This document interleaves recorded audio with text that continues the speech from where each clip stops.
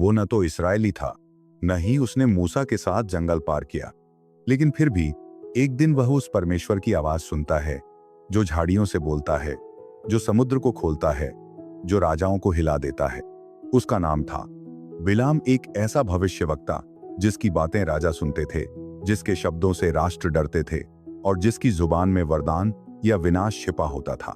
लेकिन इस कहानी में एक गूंज नायक होने और सच में आज्ञाकारी होने में फर्क होता है। बिलाम ने ईश्वर की बात सुनी, पर क्या उसने उसका पालन किया? क्या किसी की जुबान पर सच्चाई हो सकती है, लेकिन दिल किसी और की तरफ झुका हो? यह सिर्फ एक गदही की आवाज की कहानी नहीं है। यह चेतावनी है हमारे मन, हमारे इरादों और उस अदृश्य युद्ध की जो हर आत्मा के अंदर लड़ा जाता है। लाइक और सब्सक्राइब के लिए विनम्र निवेदन। अगर यह कहानी आपके दिल को छू गई हो तो कृपया इस वीडियो को लाइक करें, कमेंट में लिखें, मैं सच्चाई के रास्ते पर चलना चाहता हूं, और हमारे चैनल को सब्सक्राइब करना न भूलें। आपका एक छोटा सा समर्थन हमें ऐसी और भी बाइबल कहानियां लाने के लिए प्रेरित करता है। धरती सूखी थी, आकाश गर्म और हवाओं में रेत का भार था। इस्राएल की जाति रेगिस्तान में डेरा डाले हुए थी, लेकिन वह कोई साधारण डेरा नहीं था। एक पूरा राष्ट्र अनुशासन में बंधा हुआ अपने परमेश्वर की अगुवाई में चल रहा था। जहां वह रुकते वहां बादल की छाया ठहरती, और जहां बादल चलता वहां वे आगे बढ़ते। यह कोई सेना नहीं थी, फिर भी जैसे जैसे वे आगे बढ़ते राजाओं के दिल कांपने लगते। मोआब देश के पहाड़ों से राजा बलाक ने इन अजनबियों को देखा और उसे भय ने घेर लिया। यह जाति एमोरियों को हराकर यहां तक पहुंची थी, जिन लोगों को कोई छू भी नहीं सकता था। वे इज़राइल के सामने गिर गए थे। बलाक को पता था कि यह कोई सामान्य जाति नहीं है, इनके पीछे कोई अदृश्य शक्ति काम कर रही है। मोआब के देवताओं से वह निराश हो चुका था। उसके पुजारी, मंत्र, बलि और यज्ञ कुछ भी काम नहीं कर रहा था। तब किसी ने उसका ध्यान एक ऐसे व्यक्ति की ओर दिलाया जो न तो योद्धा था, न राजा, और न ही किसी राष्ट्र का हिस्सा, लेकिन जिसके शब्दों में शक्ति थी। उसका नाम था बिलाम। बिलाम एक रहस्यमय भविष्यवक्ता था जो यूफ्रात नदी के पार पेटोर नामक स्थान पर रहता था। वह कोई इजरायली नहीं था, लेकिन परमेश्वर की आवाज सुन चुका था। उसका नाम दूर दूर तक प्रसिद्ध था। कहते थे कि वह जिसे आशीर्वाद देता वह उन्नति करता, और जिसे शाप देता वह नष्ट हो जाता। वह अकेला रहता था दूर जंगलों में, लेकिन उसकी बातों की गूंज राजमहलों तक पहुंचती थी। राजा बलाक को यही चाहिए था, एक ऐसा व्यक्ति जो इज़राइल को शब्दों से हरा सके। बलाक ने अपने विशेष दूतों को बुलाया, शाही वस्त्रों में, हाथों में तोहफे, जेवरात, सोना चांदी लेकर, और उन्हें बिलाम के पास भेजा। वे लंबी यात्रा पर निकले, रेगिस्तान, पहाड़ और नदियां पार करके उस दूर दराज की जगह पहुंचे जहां वह रहस्यमयी व्यक्ति रहता था। जब वे बिलाम के द्वार पर पहुंचे, उन्होंने विनम्रता से बात की। राजा बलाक तुझसे प्रार्थना करता है, आओ और इस जाति को शाप दो। ये संख्या में बहुत हैं और बलवान भी। अगर तू इन्हें शाप देगा तो शायद हम इन्हें हरा सके। बिलाम ने उन्हें भीतर बुलाया, लेकिन तुरंत कोई उत्तर नहीं दिया। वह जानता था कि यह कोई मामूली बात नहीं थी। उसने रात बिताने का आग्रह किया और कहा कि वह परमेश्वर से उत्तर प्राप्त करने के बाद ही कुछ कहेगा। रात गहरी थी, चुप्पी गाढ़ी हो चुकी थी। तब परमेश्वर ने बिलाम से बात की, सीधी, कठोर और स्पष्ट बात। तू उनके साथ मत जा, उस जाति को मत शाप दे, क्योंकि वह धन्य है। सुबह हुई, बिलाम उठा, बाहर आया और दूतों से कहा, मैं तुम्हारे राजा के साथ नहीं जा सकता, परमेश्वर ने मना किया है। दूत वापस लौटे। बलाक क्रोधित हुआ, लेकिन हार नहीं मानी। इस बार उसने और अधिक सम्मानित राजकुमारों को भेजा और उनके साथ और ज्यादा धन, सोना और रत्न। उन्होंने जाकर बिलाम से कहा, राजा बलाक कहता है जो तू मांगेगा मैं दूंगा, बस आओ और इस जाति को शाप दो। बिलाम ने फिर से वही उत्तर दिया, अगर बलाक मुझे सोने चांदी का पूरा घर भी दे, तब भी मैं परमेश्वर की इच्छा के विरुद्ध एक शब्द नहीं बोल सकता। फिर भी आज की रात रुको, मैं दोबारा पूछता हूं। यहां से कहानी में परिवर्तन आता है। उस रात परमेश्वर ने कहा, यदि वे तुझे बुलाने आए हैं तो जा, परंतु जो मैं कहूं वही तू कहना। बिलाम ने यह उत्तर सुनते ही अगली सुबह जल्दी उठकर गदही पर सवारी की और मोआब की ओर चल पड़ा। लेकिन परमेश्वर का क्रोध उस पर भड़क गया। क्यों? क्योंकि बिलाम का मन आधा परमेश्वर की ओर था और आधा बलाक की लालच में। उसके होंठ तो आज्ञा की बात कर रहे थे, लेकिन उसका हृदय लोभ में फांसा था। उसका चलना परमेश्वर की अनुमति में था, पर उसकी मंशा परमेश्वर के विरुद्ध। इस यात्रा में एक चमत्कार घटित हुआ, जिसे आने वाले अध्यायों में हम विस्तार से देखेंगे। जब एक साधारण गदही ने देखा, जो एक भविष्यवक्ता नहीं देख सका। बिलाम की यात्रा शुरू हो चुकी थी। सूरज ऊंचा चढ़ रहा था और गर्म हवाएं रेगिस्तानी रास्तों पर उड़ती थीं। बिलाम एक पुरानी गदही पर सवार अपने साथ बलाक के भेजे हुए दूतों के साथ मोआब की ओर जा रहा था। उसकी चाल में संकोच नहीं था, पर उसके दिल में अब भी लोभ की धीमी आंच सुलग रही थी। वह सोच रहा था, यदि परमेश्वर ने जाने की अनुमति दी है तो क्या शायद वह कुछ कहने भी देगा। शायद थोड़ी सी आज्ञा की व्याख्या कर ली जाए, शायद उसकी तरफ से कुछ बोले, लेकिन राजा को प्रसन्न करने वाला हो। बिलाम की आंखें खुली थीं, लेकिन आत्मिक रूप से वह अंधा था। और तब उस अदृश्य जगत में एक निर्णय लिया गया। ईश्वर ने अपने एक स्वर्गदूत को भेजा। वह तेजस्वी था, न्याय का प्रतिनिधि, और उसकी तलवार खिंची हुई थी। वह मार्ग के बीच में खड़ा था, न मूर्त न स्पष्ट, लेकिन उस स्थान पर अचल जहां सत्य और स्वार्थ टकराने वाले थे। गदही ने देखा, हाँ, वह पुरानी गदही जिसने वर्षों तक बिलाम को ढोया था। वह उस स्वर्गदूत को देख सकी जिसे स्वयं भविष्यवक्ता नहीं देख पाया। गदही का शरीर कांप उठा, उसकी चाल थम गई। बिना कोई आवाज किए उसने रास्ते से हटकर खेत की ओर रुख कर लिया। बिलाम चौंका, ये क्या कर रही है? उसने मन में सोचा। उसने गुस्से में गदही को मारा। गदही फिर मुख्य रास्ते पर आई। अब रास्ता और संकरा था, दोनों ओर पत्थर की दीवारें थीं।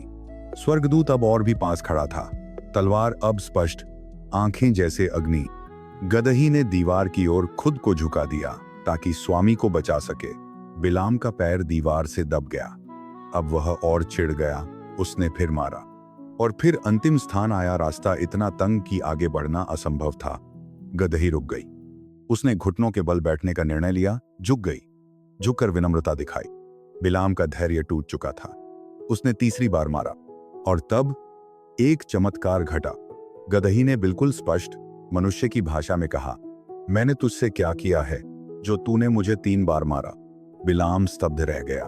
फिर भी उस चमत्कारी घटना की गंभीरता को समझे बिना उसने उत्तर दिया, जैसे यह कोई सामान्य बातचीत हो, क्योंकि तूने मेरा मजाक बनाया।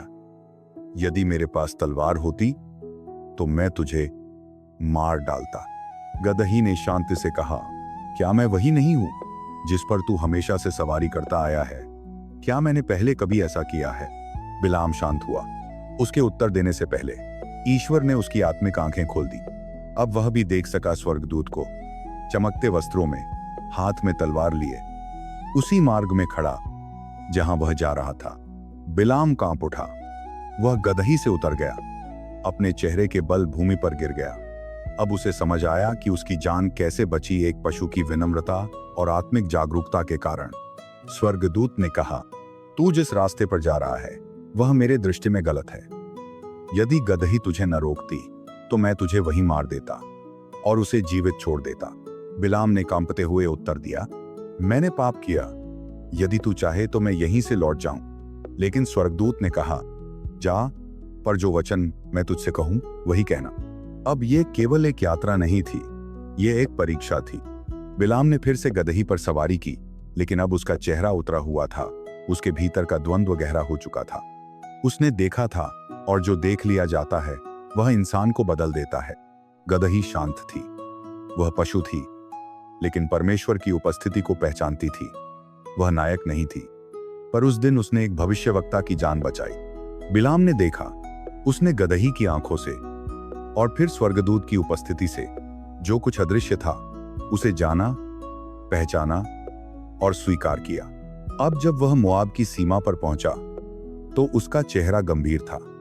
उसके साथ बलाक के दूत, जो यह सोच रहे थे कि अब सब कुछ योजनानुसार होगा, उसकी चुप्पी को अनदेखा कर रहे थे। राजा बलाक ने उसका स्वागत किया, हाथों में लाल कालीन नहीं, पर अपेक्षाओं का भार लिए। आखिरकार तुम आए, उसने कहा। क्या मैं तुम्हें काफी बार बुलाता नहीं रहा? क्या मैं तुम्हें सम्मान नहीं दे सकता था? अब चलो और उस जाति को शाप दो जो मुझे डरा रही है। बिलाम ने उसकी आंखों में देखा और कहा, मैं अब भी केवल वही कह सकता हूं जो परमेश्वर मेरे मुंह में डालेगा। बलाक ने सिर हिलाया, पर भीतर से वह अब भी आश्वस्त था।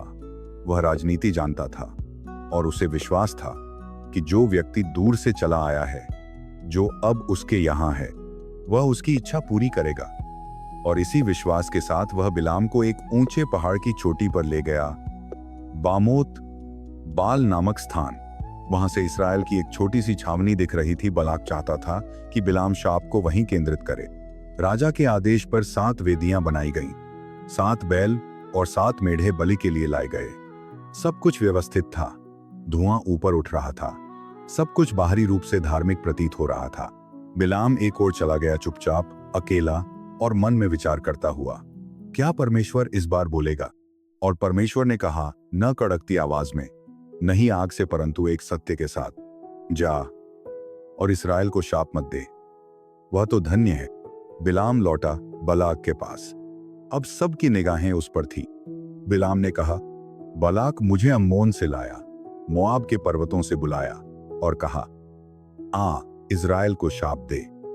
लेकिन मैं कैसे शाप दूं जिसे परमेश्वर ने नहीं शापित किया? मैं उसे एक ऊंचाई से देखता हूं और देखता हूं कि वह अलग है, वह पृथक है, वह किसी अन्य जाति के समान नहीं। वह वीर्यवान है, उसकी संतान अपार है। मैं चाहता हूं कि मेरी मृत्यु भी उसकी मृत्यु के समान हो। बलाक का चेहरा पीला पड़ गया। तू क्या कर रहा है? उसने क्रोध में कहा।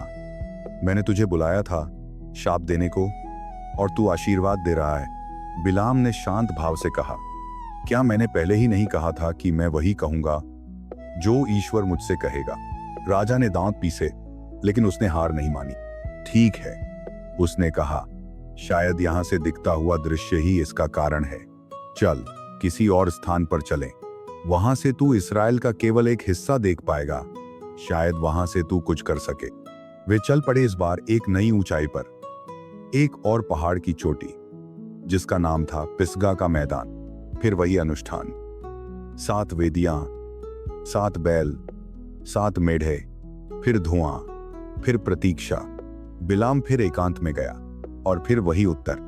जब वह लौटा तो उसके चेहरे पर कोई हिचकिचाहट नहीं थी। वह जान चुका था कि अब वह केवल माध्यम है, शब्द उसका नहीं, वरन उस परमात्मा का है जो न बदलता, न झूठ बोलता, न पछताता। इस बार बिलाम ने कहा, ईश्वर मनुष्य नहीं है कि वह झूठ बोले, न ही वह बदलता है जैसा मनुष्य करता है। क्या उसने कहा और न करेगा? उसने आशीर्वाद दिया है, मैं उसे पलट नहीं सकता। उसने इज़राइल में कोई अधर्म नहीं देखा, नहीं कोई बुराई। ईश्वर उनके साथ है। उनके पास एक राजा है और वे सिंह की तरह उठते हैं। बलाक अब चिल्ला उठा, अगर तू शाप नहीं दे सकता तो कम से कम कुछ मत बोल। बिलाम ने गंभीरता से उत्तर दिया, मैं मुंह बंद नहीं कर सकता, मुझे जो कहा गया है वही कहना है। राजा ने अब एक आखिरी उम्मीद के साथ कहा, एक और स्थान है, शायद वहां से तू कुछ और कह सके।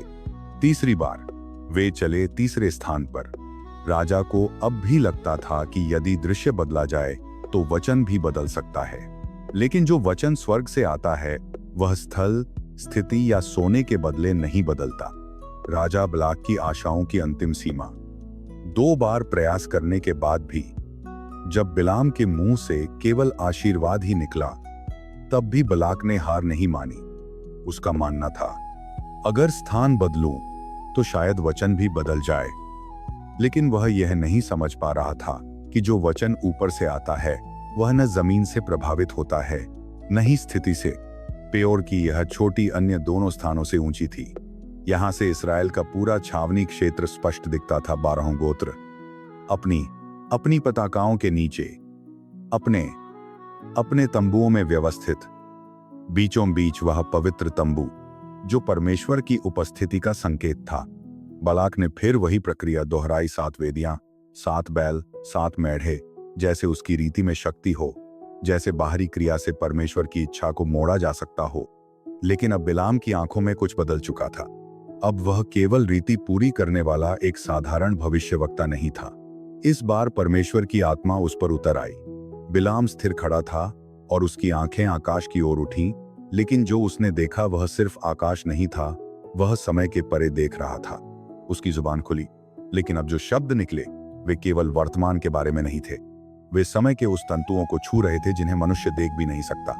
राजा बलाक को लगा कि अब वह कुछ प्रभावशाली, निर्णायक, शायद नकारात्मक सुन पाएगा, लेकिन जो निकला वह इतिहास के पन्नों पर अंकित हो गया।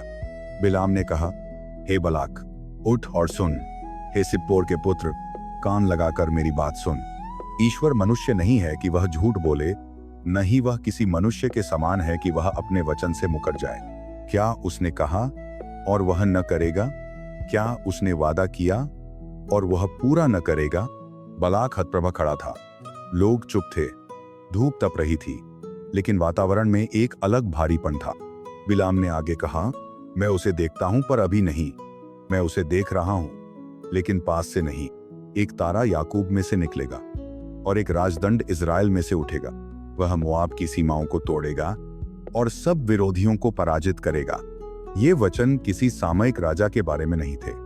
ये शब्द मसीहा की ओर संकेत कर रहे थे, उस आने वाले शासक की जो याकूब की संतानों में से होगा और जिसका राज्य अनंत होगा। यह एक विदेशी भविष्यवक्ता के मुंह से निकला हुआ वह वचन था जो भविष्य को स्पष्ट करता था। बिलाम ने न केवल तारे और राजदंड की बात की, बल्कि उसने उन जातियों का भी नाम लिया जो भविष्य में इस्राएल के विरोध में खड़ी होंगी, एदोम, सेईर, अमालेक, काइनी, और यह बताया कि उनका अंत कैसे होगा। उसके शब्द अब केवल भविष्यवाणी नहीं थे, वे फैसले थे। बलाक अब कुछ नहीं बोला। उसकी शक्ति समाप्त हो चुकी थी। वह एक ऐसा राजा था जिसने सोचा था कि वह भविष्य को खरीद सकता है, लेकिन वह देख रहा था कि भविष्य पहले ही तय हो चुका है। बिलाम की आंखें अब भी तेज थीं, लेकिन उनमें अभिमान नहीं था, केवल एक तीव्रता जो उन लोगों में होती है जिन्होंने सच को बहुत करीब से देखा हो। उसने कहा, जो परमेश्वर ने तय किया है उसे कोई नहीं रोक सकता। मैं न तो उस जाति को शाप दे सकता हूं और न ही उसे छू सकता हूं जिसे स्वयं परमेश्वर ने चुना है। इसके बाद बिलाम ने कोई और उत्तर नहीं दिया।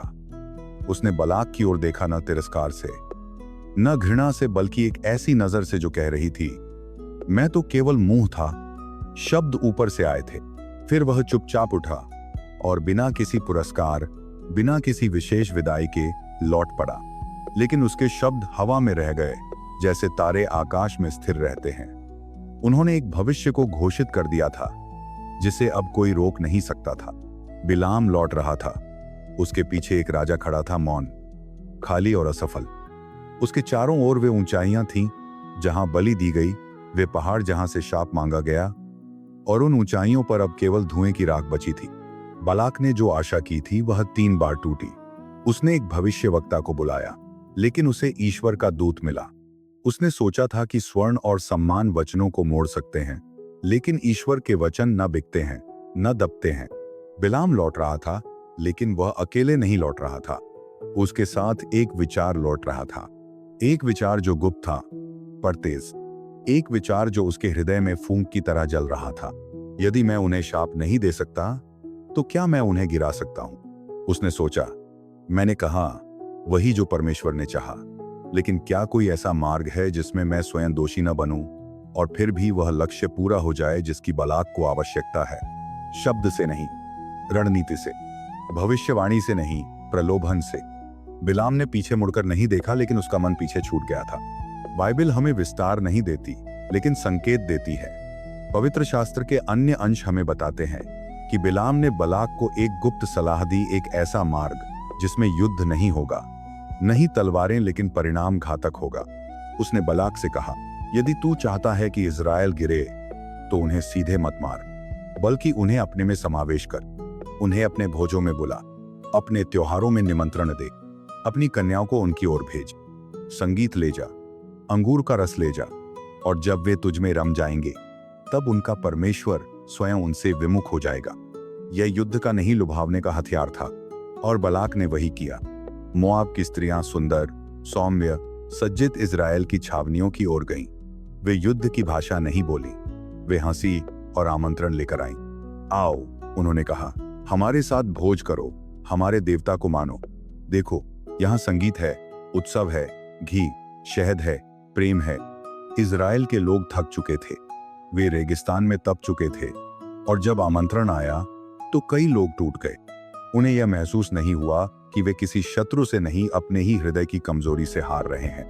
धीरे धीरे कई लोगों ने बाल पेयोर नामक देवता की आराधना में भाग लेना शुरू कर दिया। वे उस मूर्ति पूजा में सम्मिलित हुए जिसे उनके परमेश्वर ने बार बार मना किया था। और जब यह हुआ तो वह आकाश, जो 3 बार इज़राइल के लिए शाप को रोके खड़ा था, अब नाराज हो गया। परमेश्वर का क्रोध भड़का। न तलवारें चली, न तीर, परंतु फिर भी मृत्यु ने छावनी में प्रवेश कर लिया। हजारों लोग एक भयानक महामारी में मारे गए। न केवल उनकी देहें गिरी, उनका आत्मिक बल, उनकी पहचान, उनकी पवित्रता, सब कुछ लुढ़क गया। और उस समय किसी को यह ज्ञात नहीं था कि इस सब की जड़ में बिलाम का नाम छिपा है।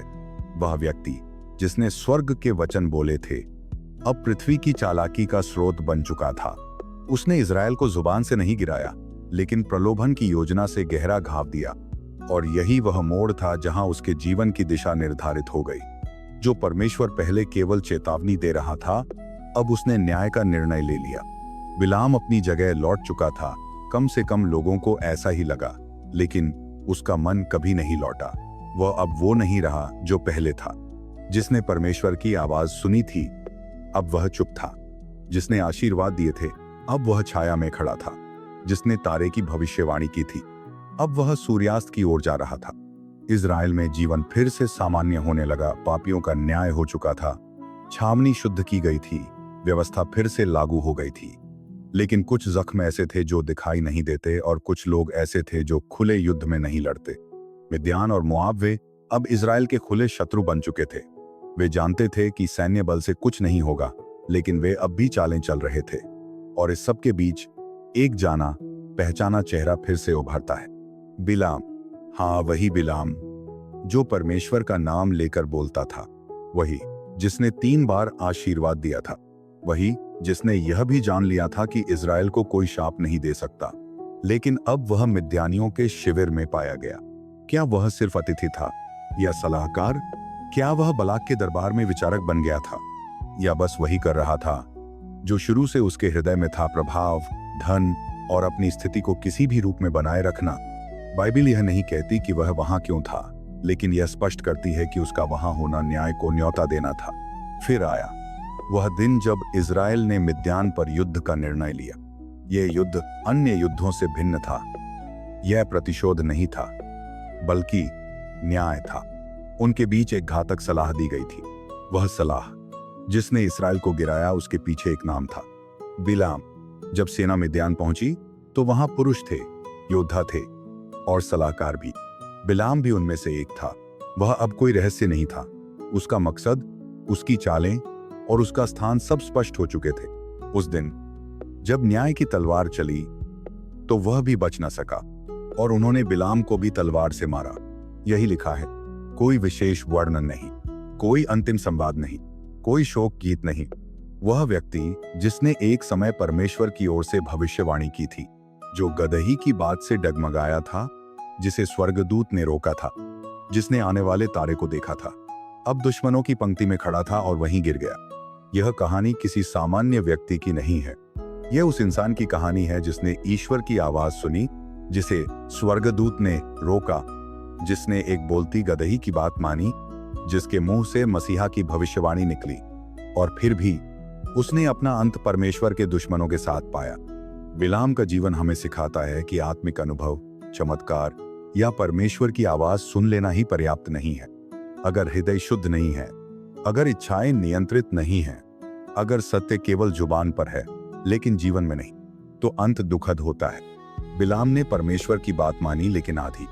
उसने सत्य बोला, लेकिन लाभ की आशा के साथ। उसने मार्ग देखा, लेकिन चलना किसी और शुरू कर दिया। हम में से कई लोग बिलाम जैसे होते हैं। हम जान जाते हैं कि सही क्या है, हम दूसरों को समझा भी देते हैं, लेकिन भीतर कहीं हम कुछ और चाहते हैं। स्थिति, मान, धन, अपनी मर्जी, और फिर हम समझौते करने लगते हैं। यही वह जगह है जहां परमेश्वर पूछता है, क्या तेरा दिल भी वही है जहां तेरे शब्द हैं? आपसे एक विनती, यदि यह कहानी आपके मन को छू गई, वीडियो को लाइक करें। यह हमें ऐसे और गहरे बाइबल पात्रों की कहानियां लाने की प्रेरणा देता है। कमेंट करें, मैं सत्य के मार्ग पर चलना चाहता हूं, ताकि हम जान सकें कि आपने मन से सुना। चैनल को सब्सक्राइब करना ना भूलें, क्योंकि हर सप्ताह हम लाते हैं ऐसी कहानियां जो आत्मा को झकझोर दें। धन्यवाद, आपने समय निकाला। ईश्वर करे आप और हम दोनों केवल बोले नहीं, बल्कि सच में चलें।